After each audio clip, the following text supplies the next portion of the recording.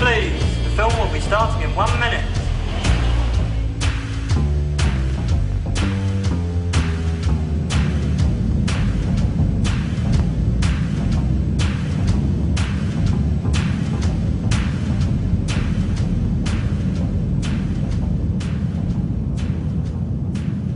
The initial thought behind the Scala was to provide London with a repertory cinema more on the lines of an American repertory cinema, which changes the programme every day and has a very diverse programme.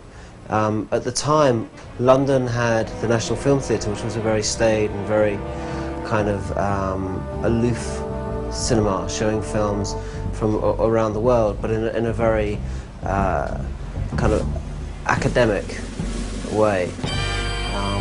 But that notion of it being a fun experience and something outside of the straitjacket of normal cinema viewing was kind of like very important to us.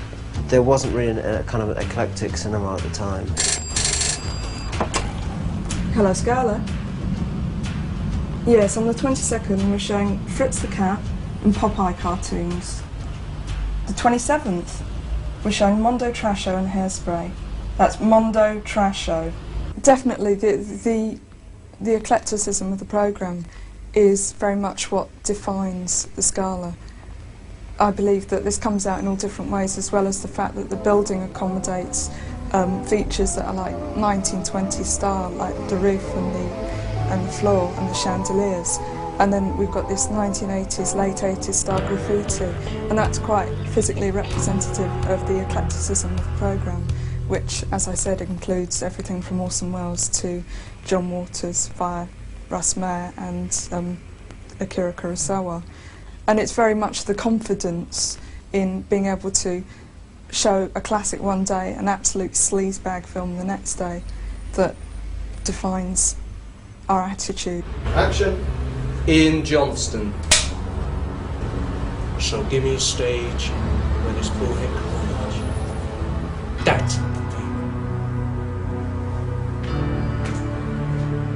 the Scala cinema could almost be classed as an outlaw cinema as such, because some of the films that have been shown here, there's been white-hot controversy surrounding them. So, for instance, The Evil Dead, when the Bright Bill controversy was raging around that film, the Scala would actually show this film, and this was the only cinema in Britain where you could see that film at this time, uncut. Well, the Scala really was the first cinema in London that actually, and for all I know in England, actually took exploitation film seriously, in terms of people like David Lynch, Roger Corman. And I would say that a lot of these people owe their careers in this country to the Scala. Since then I've been producing for Palace, and I've been making 2 or 3 films a year, usually one that is like my production, which I really work on 100%, and then 1 or 2 others that are co-productions where I either co-produce or we exec produce. And it was the same thing running a cinema, the same thing of producing, of wanting to know. You know, as soon as I started making films, I had to know what everyone did. So I knew that I could appreciate the problems they had.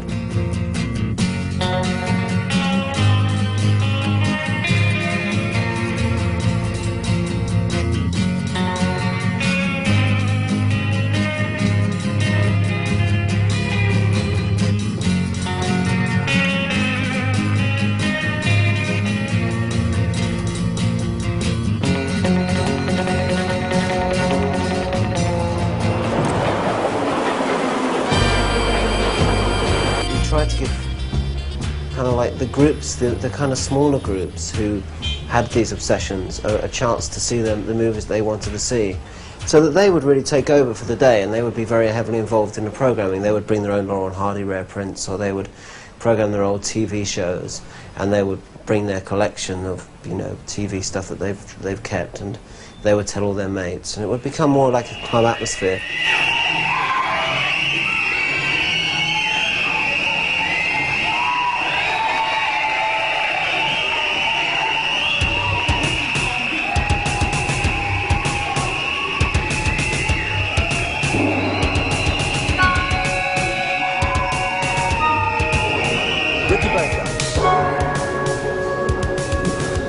The Scala for us has really served as a good vehicle. built up here a situation of the crowds of now look at the Scala and say Scala, Kung Fu Scala.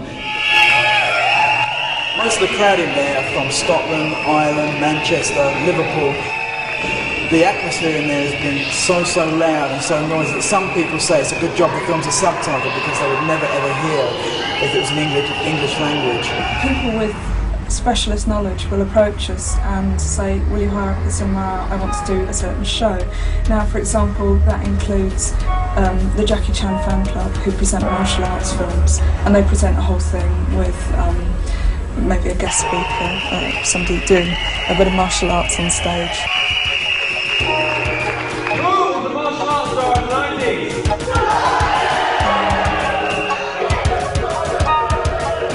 Then there's Balcros and his psychotronic crew who come and do very trashy movies. Bow. Can your heart stand the shocking facts of grave robbers from outer space?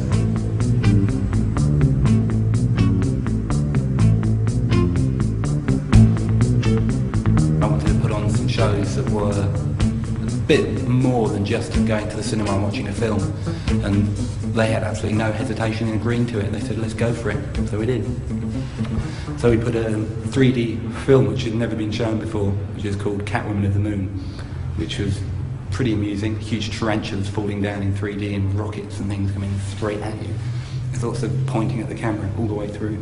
That was quite amusing. Then we launched into our next one, which was an all-nighter, and we thought, well, could you have all-night Elvis? So we planned a thing. We had Elvis lookalikes and Elvis DJs, Elvis giveaways. Woo! Lots of that. We had just people getting up on stage miming to Elvis records, obviously showing Elvis films all night, and we had a really good turnout for that. We had people coming down from the Standard, quite a lot of interest, and we were just trying to think of more and more ridiculous things that we could put on, things that were more than just cinema. The next thing we did after that was a festival for filmmaker Ed Wood. I've got a video company, and we put out a film, Plan 9 from Outer Space, which reputation probably precedes it as the worst movie ever made, and we really wanted to set the record straight. So we spent a long time. We got the director of one of his last movies to fly in from LA, a guy called Steve Apostoloff, who was quite a character. He had a white silk suit, gold rings, smoking Havana cigars. He was about 5 foot high and spoke in a very thick Bulgarian accent. After we'd shown a lot of the movies, things like Glen or Glenda, which was a sort of semi-autobiographical film about transvestism, because Ed Wood was a transvestite, and there's some great stories about him in the Marines, wearing bra and panties underneath his Marine combat uniform in the war.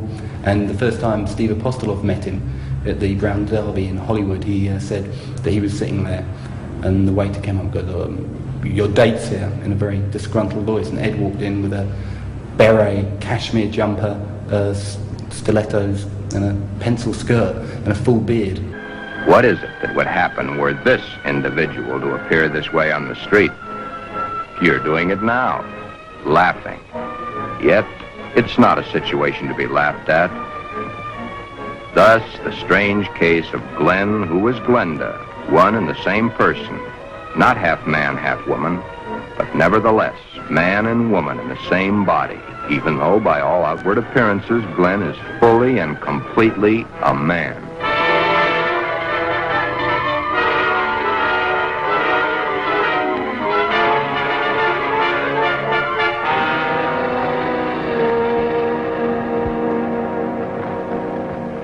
Pretty outrageous.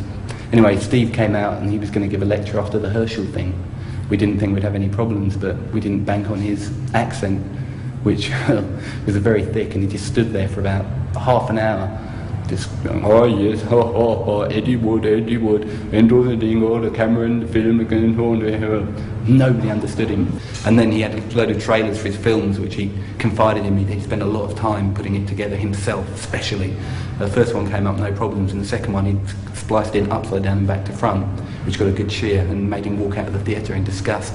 I had to go after him and bring him back, but that was all right. It was a good night.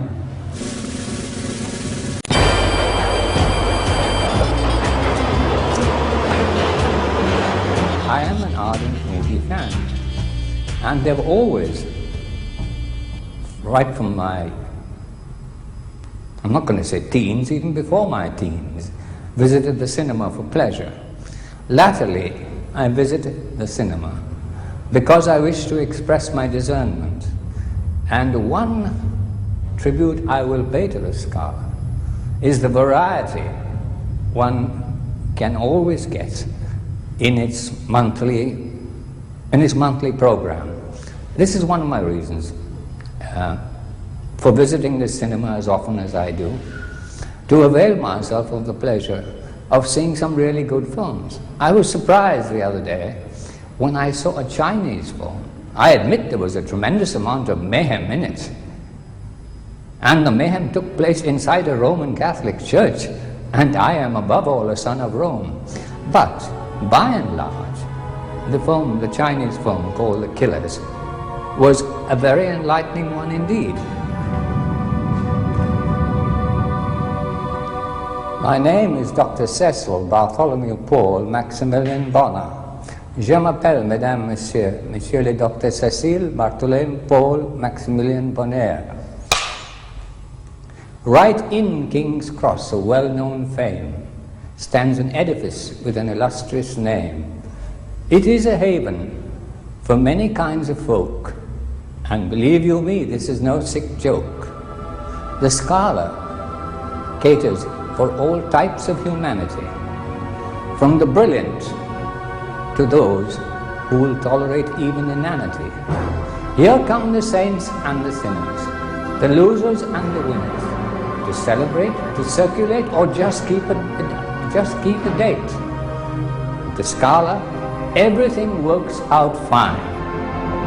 Obviously, it's quite straight people, and it's very off-the-wall people, and it's the feeling that we can make room for all types, and that is very much reflected in our audience, and quite interestingly so as well, that we can have people like Mark Moore in wacky, trendy people like that, and we can have very ordinary, inverted commas, people like Melvin Reeve.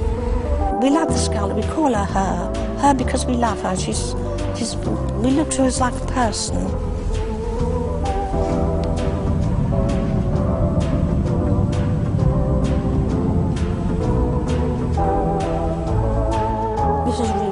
We always look first to see, look up the Blood and Thunder first, and book all those up here. I mean, you know, so to keep the days free. And we prefer those. I don't like these, love-making things, you know. You put up with there's not so much bedroom scenes either in these sort of films. I mean, you sit in your seat and you're sort of transfixed, aren't you? Especially running back with a wretched chainsaw. That's one of them. We like all that because I find it entertaining. I know we like chasing up the streets after one another, you know. I love to see these cars go over hills, up in the air, you know, flying sort of thing. We like all that. I don't see there's any harm in it at all. I mean, I don't go out of here wanting to chainsaw somebody I forget about it. I think it's a good evening's entertainment, and especially if you get like here, where you get at least 2 films like that running together. It makes a jolly good outing. We don't fall asleep in here like some of them do. I mean, because I'm amazed at my son. I say to my son, well, I don't know why they pay to come in here to have a good sleep. But wake some of them up when it's time to go home. It's over, you know. Her and the cats are like people to us. I usually send them a Christmas card and a Christmas present of some sort, you know, the cats.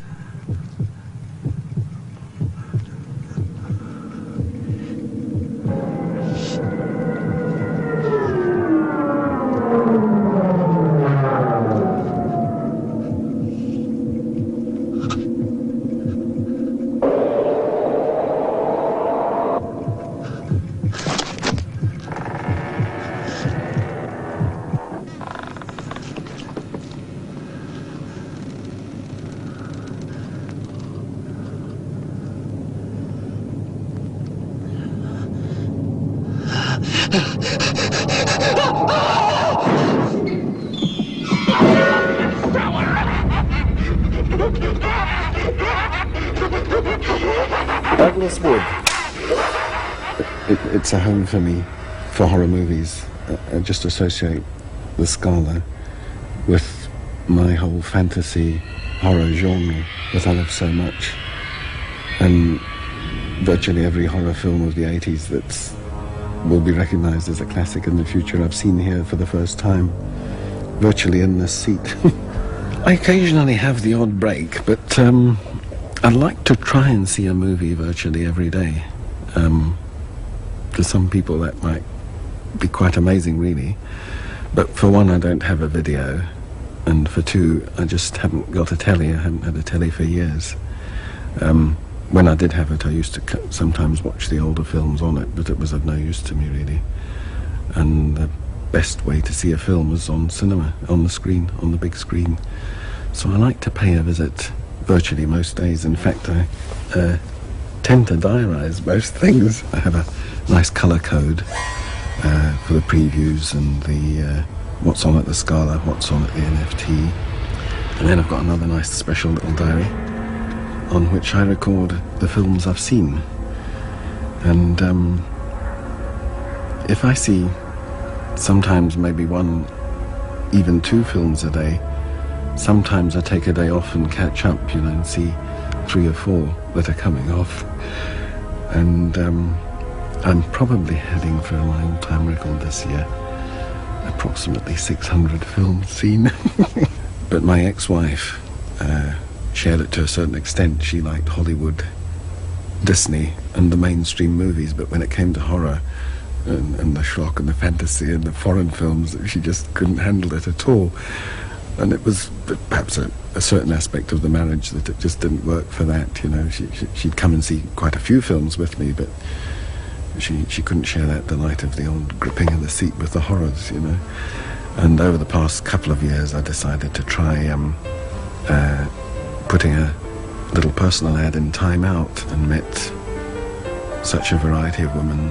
I'm sure some of them thought I was absolutely mad, you know, having this extreme passion and love for film. But the adverts got a bit bigger and the people got a bit more film conscious, and I think I've eventually found someone that can share that passion equally and within a bond of one hopes love and sharing the movies. In fact, we went to Wild at Heart last night, and to have someone hold your hand at all the gripping parts and more or less continually throughout the film, and to put a head on your shoulder, well, that was really quite something. And if I've found the two greatest joys together now, that's all one needs to me.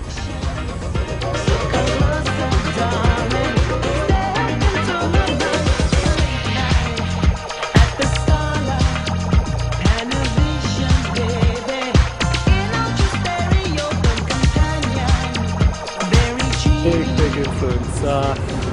I like to think of much of the music as soundtracks to films that haven't been made yet. There's one track in particular called Twinkle, Step Into My Mind, which is about someone totally in love with the movies. In fact, they're not even in love, they're obsessed, totally obsessed. Many a time I used to get thrown out of the Scala. One of us would pay to get in, and he'd go downstairs and open the back door, and about 25 of us would just run in up the stairs and into the little coffee bar where the jukebox was. And you'd often see me getting like hurled out by 2 guys and thrown onto the street. This character, who I didn't know by name, had his ear bitten off. It was actually at the ICA, a Clash gig. His ear bitten off, went to hospital, got it sewn back on and came back and was pogoing in front, like with his ear sewn on, which I thought was pretty disgusting. Anyway, this guy, whose name was Shane, came to the Scala and see a movie that I really have been trying for years to get hold of, which was called Attack of the 50-Foot Woman, which I loved, and I thought was I think it's a great film. Just not a great trash film, but just a fun, great film.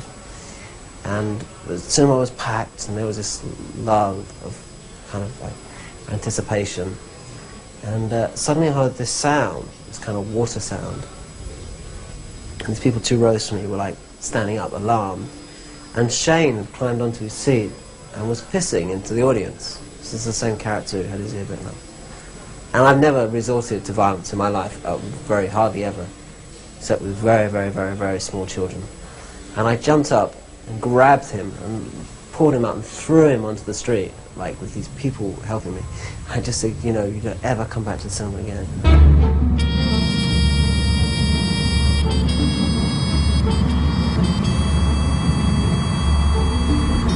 The only performance that makes it, that really makes it, that makes it all the way, is the one that achieves madness.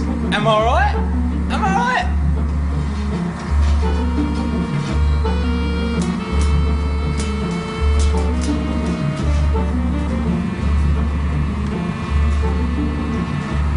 I think the thing that is special about the Scala is the fact that it's so diverse. No 2 days are the same in this place. We have quite a loyal gay audience which comes in on Mondays. Still, we have your lager crowd on Saturday nights. We have the art crowd. We have a lot of foreign students come in. We get everybody.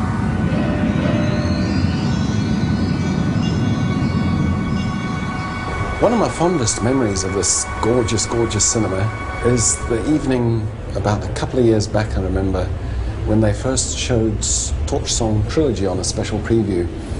And the vibes that night were absolutely incredible. It was an unforgettable evening because virtually the whole audience was gay, and there were gay couples of every kind and description, and to sit there in that audience and share the laughter and tears with them was one of the experiences I'll never forget, really.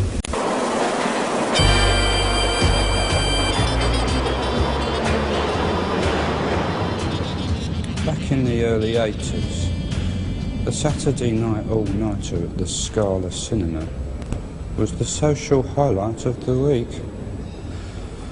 I used to meet my friend Barry down there at around 2 a.m. Barry's job was to keep everybody awake all night, but I can't discuss that with you for legal reasons. My highest score on the Space Invaders was 10,280 points.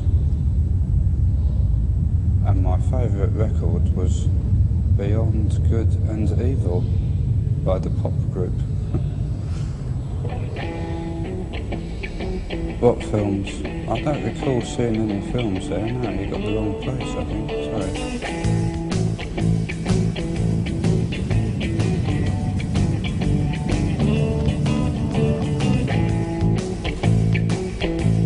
Ralph Brown.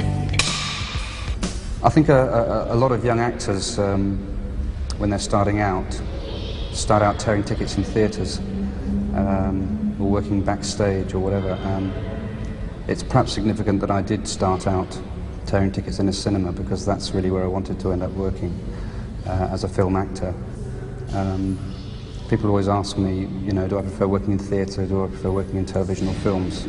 And I prefer working in films. The most memorable time for me of that period was the all-nighters. I used to turn up for work at about 10 o'clock and put the coffee on and watch the gathering of the tribes who would come in for the sort of ritual all-nighter. Depending on what films were being shown, you would get, say, a gay crowd, which at that time would be very unusual. The Scala was one of the first cinemas, as far as I'm aware, who actually programmed gay films. Or you'd get sort of rockers and bikers down there, or you'd get the Blitz kids coming in from the Blitz Club. There's a bunch of people who basically went to the Scala every Saturday night for the late night shows, irrelevant of what was on. And there'd be this wild party atmosphere with people like joining in and like shouting comments at the screen. If ever there's a disco scene or a music scene in any of the movies that were being shown, people would get up and dance, and it would be crazy. You know, people say that all nights don't work, people don't want to sit up all night watching movies, and they do, because I knew I did, and I would if it was the right kind of programming. I used to get bored and I discovered the Scala and all-night film shows, and they've always been a haven for runaways. Tom Heslop. Man-made chickens, strangest chickens I've ever seen. We used to get quite a lot of very strange people to the all-nighters. One we had was a guy called Norman Satan, who had been in previously and told a couple of cashiers and the manager that he should be let him free because he owned the place, because indeed he owned the world, being Norman Satan. I met Norman Satan on all-nighter when he came in with his dog, and I tried to stop him and said, "I am Norman Satan, do you want to be damned?" I said, "Well, no, not really, but you have to buy a ticket." He goes, "Well, you're damned anyway," and marched past. The manager at the time, Andrew Whiteman, stopped me from going up and said, "We'll call the police." So they called the police and we all went to look for him, and he disappeared, him and his dog. We don't know where he was, Puff of Brimstone. Another character we had was the Swedish streaker in white cowboy boots, who I was downstairs, so I used to stand at the bottom of the stairs while people were going in to tear their tickets and basically to try my best to intimidate so he wouldn't get in trouble. And this guy had gone up looking quite normal apart from this pair of white cowboy boots, and he was wearing a red jacket, and, you know, it's unzipped, a massive Swedish guy. And we got someone coming down saying, "There's some guy running around naked in the cinema." So we rushed up and we saw him. He was rushing around the cinema in his white cowboy boots and nothing else, stark naked. So we chased him around for a bit, and he went down backstairs and disappeared, leaving his clothes in the toilet.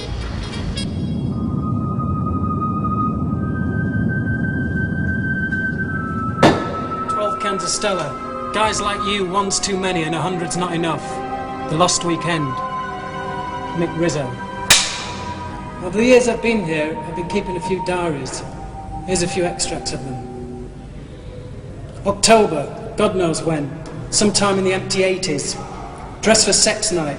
Movies like Let Me Die a Woman, Maitresse and Thundercrack. A sweaty affair. G-strings and see-through plastic skirts are paraded around. And that's just the guys. All night, both toilets rattling away with fevered enthusiasm. 12 flavours of ice creams and 7 flavours of condom. All night horror, the Wolfman, early 20s but looking so much older. Hairy face, hairy ears, hairy hands, hairy. There's even traces of it in the dirty change he pushes over the counter towards me. He sniffles and bares his teeth, sharp yellowed incisors. He's happy because he's home for the night. Warren used to like winding up the audience. His favourite film was Blade Runner. And during pertinent points in that, he would suddenly launch himself into a leap across the seats, all the way down over people's heads, and have people going, "What's that?" We used to regularly get people coming out and going, "There's rats in there," because what he'd do is weave through people's legs and rub against them. Best thing I saw Warren do was at about 5 o'clock on an all-nighter, we were showing a film by Herschel Gordon Lewis called Colour Me Blood Red, which is one of the early Gore films. And there was this guy just flat out in front of me asleep. And it was during a very gory bit, and Warren obviously got very excited, dinner or something, and walked up to this guy very calmly and leapt on his head, and this guy just went 10 feet in the air.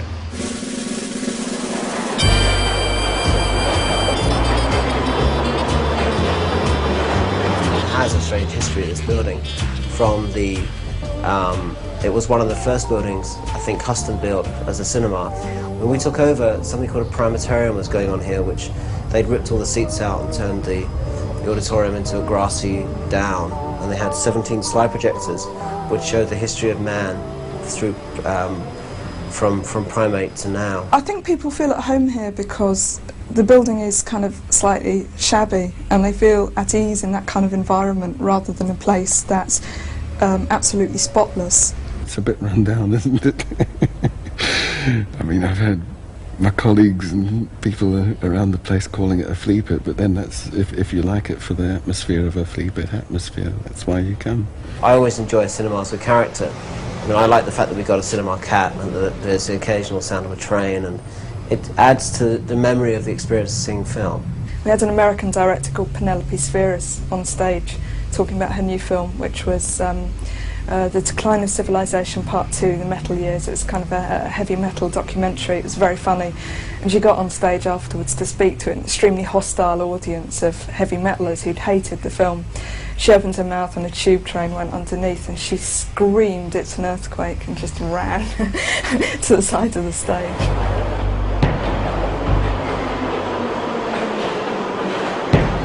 People don't really like coming to King's Cross. It has a reputation for drugs and vice. In fact, Mona Lisa was partly inspired by my working here, working the all-nights here.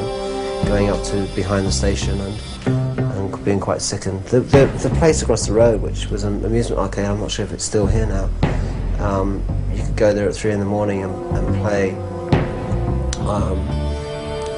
on the machines. People would just be lining up drugs on the top of pinball machines.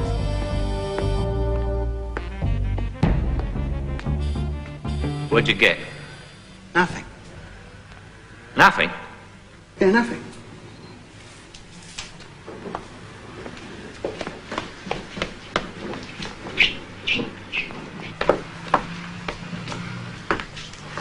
What do you mean, nothing? I mean nothing, Denny. The opposite to something. They drink tea. She's lying. Well, why would she lie? I don't know, you find out. How am I going to find out? Well, take a picture, climb a drain pipe, find out. I've got a picture.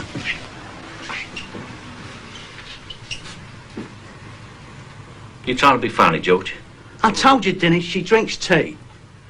You are funny, Georgie. Yeah, I suppose I am, yeah. Get something better.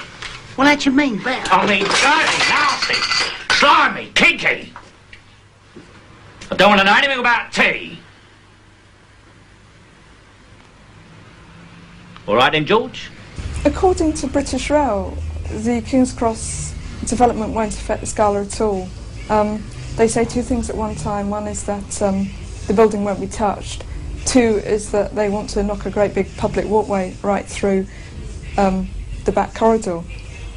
So really that's a question of yet to be seen. The truth is, as a repertory cinema running programs where you change every day, there isn't the opportunity to make very big money. If you have a real big hit, then you have it for that day, that Monday or that Sunday or that Wednesday. The notion of breaking even becomes even harder because the rent has gone up here. I think it's tripled since I took it over, since I ran it.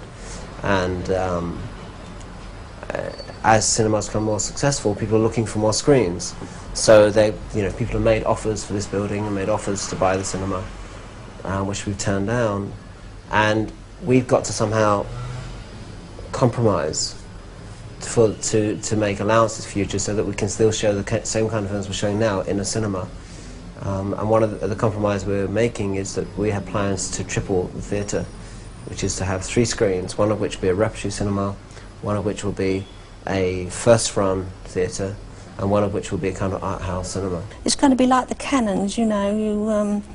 You feel you've got to tread lightly when you go in. Well, we don't go there anymore, but when we did used to go there.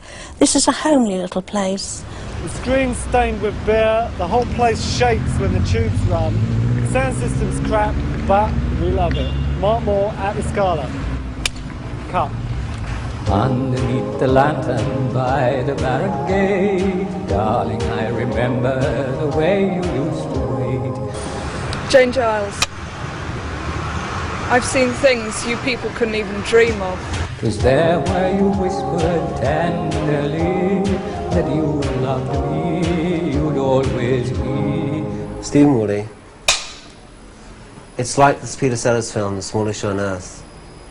It's like The Smallest Show on Earth starring Peter Sellers. It's Peter Sellers before that. So I can do it without the clapper, actually. Wie einst Willi Marlen, wie einst Willi Marlen. Vielen Dank.